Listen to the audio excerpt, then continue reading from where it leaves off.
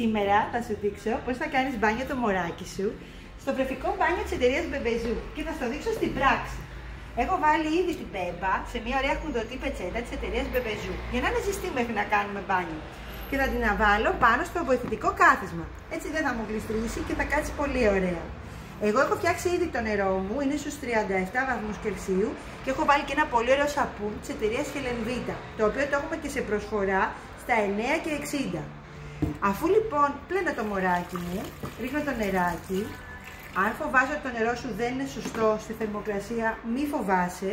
Το μπάνιο έχει ενσωματωμένο θερμόμετρο και σου δείχνει ποια είναι η σωστή. Έχει και dispenser για να βάζεις σαπουνάκια και αφρόλουτο και να μην τα ψάχνεις όλα τριγύρω. Θα πάρω το γάντι μου να κάνω μια ωραία σαπουνάδα και να ξεπλύνω το μωρό μου. Και μόλις τελειώσω το μπάνιο μου, θα βγάλω και όλο το νερό από το μπάνιο.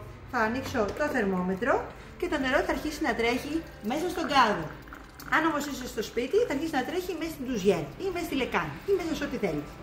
Παίρνω λοιπόν την Μπέμπα μου, θα την τυλίξω στην πετσέτα της Μπεμπεζού. Βασικά κρατάω πολύ προσεκτικά το μωράκι μου και το φασκιώνω ωραία να μην κρυώνει και θα το βάλω πάνω στην βρεφική αλαξίρα της εταιρείας Μπεμπεζού, της οποίας εγώ της έχω βάλει ήδη και κάλυμα, γιατί η πετσέτα μου είναι μουσκεμα και θέλω το μωράκι μου να είναι ζεστό. Τελείωσε το μπάνιο, θα βάλουμε κρέμα συγκάματος και θα βάλουμε και πάνω.